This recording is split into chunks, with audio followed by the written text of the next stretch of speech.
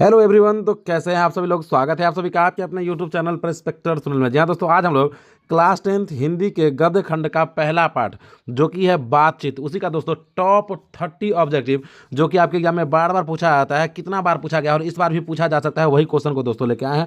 तो आप वीडियो के अंत तक बने रहिए, ठीक है ना। और एक एक क्वेश्चन को देखिए और जिस क्वेश्चन का आंसर आपको पता है तो उसका आंसर आपको कमेंट बॉक्स में कमेंट करके बताना है। संपूर्ण VVI ऑब्जेक्टिव है, इस चैप्टर से एक भी ऑब्जेक्टिव छूटा हुआ नहीं है। तो आप आराम से सुनिए और इसका नोट भी तैयार कर लीजिएगा। तो चलिए शुरू करते हैं और देखते हैं सबसे पहला नंबर जो क्वेश्चन है वह क्या है, वहां से शुरू करते हैं मेरे भाई। तो चलिए आ जाइए सबसे पहला नंबर क्वेश्चन की ओर। देखिए सबसे पहला नंबर जो क्वेश्चन है वह है कि बाल कृष्ण भट्ट की रचना बातचीत क्या है। कह रहा है कि बाल कृष्ण भट्ट का जो रचना है बातचीत यह क्या है। तो ऑप्शन ए में है कि एकांकी है, बी में है कहानी में है, सी है कि यात्रा संस्मरण है और डी में है कि ललित निबंध है। तो बाल कृष्ण भट्ट द्वारा लिखित बातचीत जो है यह है ललित निबंध, यानी कि ऑप्शन नंबर डी जो है यह इसका राइट आंसर हो जाएगा। अब देखिए अगला क्वेश्चन यानी कि दूसरा नंबर जो क्वेश्चन है वह देखिए है कि बाल कृष्ण भट्ट किस युग के निबंधकार थे। क्वेश्चन है कि बाल कृष्ण भट्ट किस युग के निबंधकार थे। तो ऑप्शन ए में है प्रसाद युग, बी है भारतेंदु युग, सी है देवी युग और डी में है स्वतंत्रतोत्तर युग। तो इसका जो राइट आंसर हो जाएगा दूसरा नंबर क्वेश्चन का वह ऑप्शन नंबर बी हो जाएगा, यानी कि भारतेंदु युग इसका राइट आंसर हो जाएगा। उसी प्रकार से देखिए अगला जो क्वेश्चन है तीसरा नंबर क्वेश्चन है वह देखिए तीसरा नंबर क्वेश्चन है कि मनुष्य की बातचीत का उत्तम तरीका क्या है। क्वेश्चन है कि मनुष्य की बातचीत का उत्तम तरीका क्या है। तो ऑप्शन ए में है विद्वतापूर्ण बात करना, बी में है तर्कपूर्ण बात करना, सी में है भीड़ से बात करना और ऑप्शन नंबर डी में जो आप देखेंगे तो ऑप्शन नंबर डी में है आवाक होकर अपने से बातचीत करना। तो इसका जो राइट आंसर होगा वो ऑप्शन नंबर डी हो जाएगा, यानी कि आवाक होकर अपने से बातचीत करना इसका राइट आंसर हो जाएगा। उसी प्रकार से आ जाइए अगले क्वेश्चन की ओर। देखिए अगला क्वेश्चन यानी कि चौथा नंबर जो क्वेश्चन है वह है कि संवाद में सबसे महत्वपूर्ण क्या है। यह है क्वेश्चन कि संवाद में जो है सबसे महत्वपूर्ण क्या है, यह क्वेश्चन है।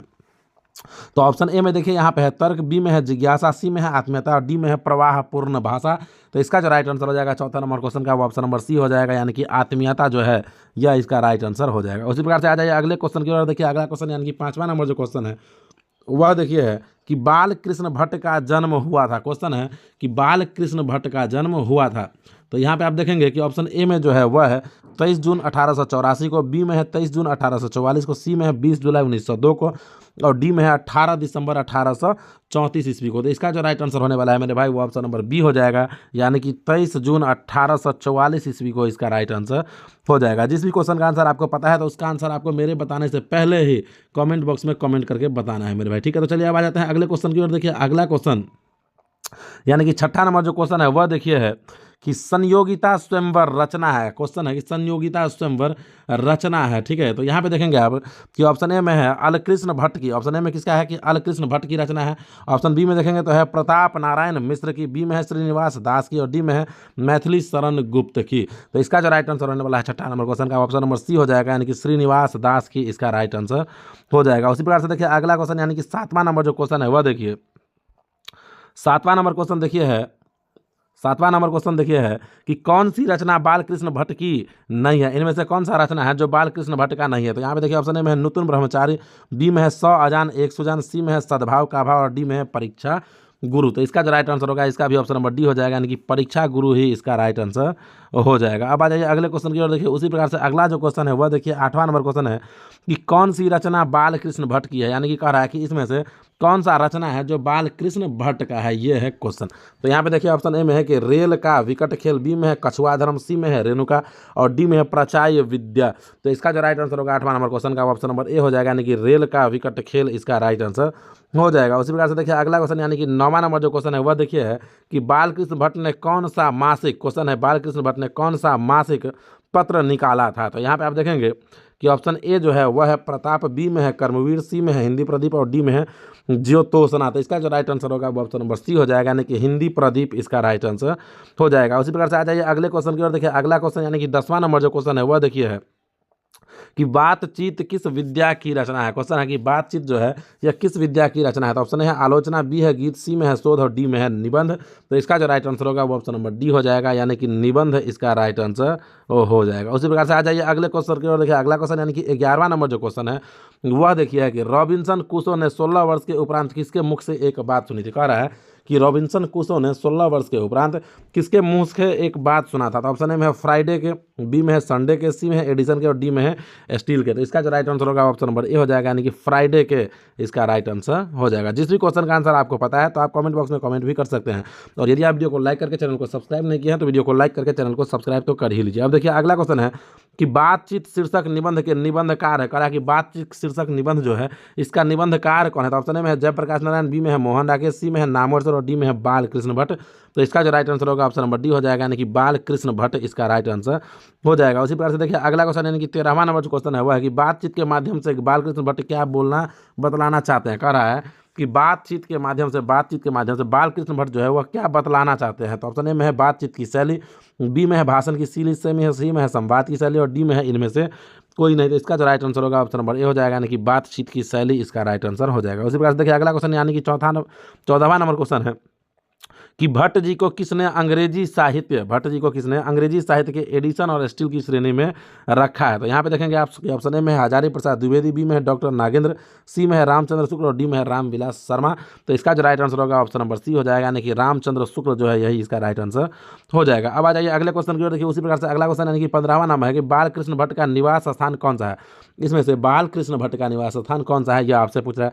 तो ऑप्शन ए में है लखनऊ उत्तर प्रदेश, बी में है इलाहाबाद उत्तर प्रदेश, सी में है मथुरा उत्तर प्रदेश और डी में है वाराणसी उत्तर प्रदेश। तो इसका जो राइट आंसर होगा ऑप्शन नंबर बी हो जाएगा, यानी कि इलाहाबाद उत्तर प्रदेश इसका राइट आंसर हो जाएगा। उसी प्रकार से देखिए अगला क्वेश्चन यानी कि 16वां नंबर जो क्वेश्चन है वह देखिए है 16वां नंबर क्वेश्चन है कि बालकृष्ण भट्ट ने किस पत्रिका का संपादन किया था? कह रहा है कि इनमें से बालकृष्ण भट्ट जो है वह किस पत्रिका का संपादन किया था? तो ऑप्शन ए में है आर्यवर्त, बी में है हुंकार, सी में है हिंदी प्रदीप और डी में है पंजाब केसरी। तो इसका जो राइट आंसर होगा ऑप्शन नंबर सी हो जाएगा, यानी कि हिंदी प्रदीप जो है यही इसका राइट आंसर हो जाएगा। अब आ जाइए अगले क्वेश्चन को देखिए। उसी प्रकार से अगला क्वेश्चन है कि बालकृष्ण ने हिंदी प्रदीप नामक मासिक पत्रिका निकालना कब प्रारंभ किया था? तो यहाँ पे देखेंगे आप कि ऑप्शन ए जो है, तो ऑप्शन ए में देखेंगे यहाँ पे आप कि ऑप्शन ए में है 1877 में, बी है 1888, सी है 1890 और डी में है 1894 ईस्वी में। तो इसका जो राइट आंसर होगा ऑप्शन नंबर ए हो जाएगा, यानी कि 1877 ईस्वी में इसका राइट आंसर हो जाएगा। उसी प्रकार से आ जाइए अगले क्वेश्चन की ओर। देखिए अगला क्वेश्चन यानी कि 18वां नंबर है कि कौन सी रचना बालकृष्ण भट्ट द्वारा रचित नहीं है? कह रहा है कि इनमें से कौन सी रचना है जो बालकृष्ण भट्ट द्वारा रचित नहीं? तो ऑप्शन ए में है पद्मावती, बी में है वेनिस संहार, सी में है मेघदूतम और ऑप्शन नंबर डी जो देखेंगे तो ऑप्शन डी में देखेंगे है आपका कि मेघनाथ वध। तो इसका जो राइट आंसर होने वाला है वो ऑप्शन नंबर सी हो जाएगा, यानी कि मेघदूतम जो है यही इसका राइट आंसर हो जाएगा। उसी प्रकार से आ जाइए अगले क्वेश्चन की ओर। और देखिए अगला क्वेश्चन यानी कि 19वां नंबर क्वेश्चन देखिए है कि कौन सा उपन्यास बालकृष्ण भट्ट द्वारा रचित है? कौन सा उपन्यास है जो बालकृष्ण भट्ट के द्वारा रचित है? तो ऑप्शन ए में आप देखेंगे मेला आंचल, बी में है गोदाम, सी में है 100 अजान एक सुजान और डी में है अंतराल। तो इसका जो राइट आंसर होगा ऑप्शन नंबर सी हो जाएगा, यानी कि 100 अजान एक सुजान इसका राइट आंसर हो जाएगा। उसी प्रकार से देखिए अगला क्वेश्चन यानी कि 20वां नंबर जो क्वेश्चन है वह देखिए है कि नाटक के प्रारंभ में होने वाला मंगल पाठ को क्या कहा जाता है? क्वेश्चन है कि नाटक के प्रारंभ में होने वाला मंगल पाठ को क्या कहा जाता है? ऑप्शन ए है भजन, बी में है नांदी पाठ, सी में है मंगलाचरण और डी में है आरती। तो इसका जो राइट आंसर होगा ऑप्शन नंबर बी हो जाएगा, यानी कि नांदी पाठ इसका राइट आंसर हो जाएगा। उसी प्रकार से आ जाइए अगले क्वेश्चन की ओर। देखिए 21वां नंबर क्वेश्चन है कि रॉबिन्सन क्रूसो को कब तक मनुष्य का मुख देखने को नहीं मिला? कह रहा है कि रॉबिन्सन क्रूसो को कब तक मनुष्य का मुख देखने को नहीं मिला? तो ऑप्शन ए में है 10 वर्षों तक, बी में है 12 वर्षों तक, सी में है 16 वर्षों तक और डी में है 18 वर्षों तक। तो इसका जो राइट आंसर होगा ऑप्शन नंबर सी हो जाएगा, यानी कि 16 वर्षों तक इसका राइट आंसर हो जाएगा। अब आ जाइए अगले क्वेश्चन की ओर। देखिए अगला क्वेश्चन यानी कि 22वां नंबर जो क्वेश्चन है वह है कि बोलने से ही मनुष्य के रूप का साक्षात्कार होता है, यह किसने कहा है? कह रहा है कि बोलने से ही मनुष्य के रूप का साक्षात्कार होता है, यह किसने कहा? तो ऑप्शन में है एडिसन, बी में है बेन जॉनसन, सी में है स्पेंसर और डी में है मिल्टन। तो इसका जो राइट आंसर होगा वो ऑप्शन नंबर बी हो जाएगा, यानी कि बेन जॉनसन इसका राइट आंसर हो जाएगा। अब आ जाइए अगले क्वेश्चन की ओर। देखिए उसी प्रकार से अगला क्वेश्चन यानी कि 23वां नंबर जो क्वेश्चन है वह है कि अटल बातचीत सिर्फ 2 व्यक्तियों में ही हो सकती है। कह रहा है कि अटल बातचीत जो है वह सिर्फ 2 व्यक्ति में ही हो सकता है, यह किसका मत है? तो ऑप्शन ए में देखेंगे एडिसन, बी में है बेन जॉनसन, ऑप्शन सी में आप देखेंगे तो है मिल्टन और डी में है स्पेंसर। तो इसका जो राइट आंसर होगा ऑप्शन नंबर ए हो जाएगा, यानी कि एडिसन जो है यही इसका राइट आंसर हो जाएगा। उसी प्रकार से आ जाइए अगले क्वेश्चन की ओर। देखिए अगला क्वेश्चन यानी कि 24वां नंबर जो क्वेश्चन है वह देखिए कि एडिसन के अनुसार असल बातचीत कितने लोगों के बीच हो सकती है? कह रहा है कि एडिसन के अनुसार असल बातचीत जो है वह कितने लोगों के बीच में हो सकता है?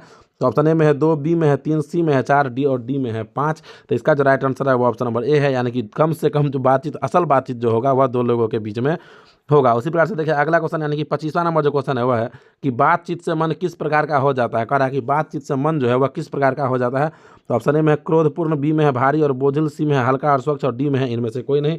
तो इसका जो राइट आंसर होगा ऑप्शन नंबर सी हो जाएगा, यानी कि हल्का और स्वच्छ इसका राइट आंसर हो जाएगा। अब आ जाइए अगले क्वेश्चन की ओर। देखिए अगला क्वेश्चन यानी कि 26वां नंबर है कि किसके न होने से सृष्टि गूंगी प्रतीत होती है। कह रहा है कि किसके न होने से सृष्टि गूंगी प्रतीत होती है। तो ऑप्शन ए में है श्रवण शक्ति, बी में है वाक्य शक्ति, सी में है दिव्य शक्ति और डी में है स्मरण शक्ति। तो इसका जो राइट आंसर होने वाला है ऑप्शन नंबर बी हो जाएगा, यानी कि वाक्य शक्ति। कह रहा है कि यदि वाक्य शक्ति ना होता है तो सृष्टि ही गूंगी प्रतीत होती है। अब देखिए अगला क्वेश्चन यानी कि 27वां नंबर है कि आर्ट ऑफ कन्वर्जेशन कहाँ के लोगों में सर्वाधिक प्रचलित है। कह रहा है कि आर्ट ऑफ कन्वर्जेशन जो है यह कहाँ के लोगों में सबसे ज़्यादा प्रचलित है। तो ऑप्शन ए है अफ्रीका के लोगों में, बी है भारत के लोगों में, सी है यूरोप के लोगों में और डी है कनाडा के लोगों में।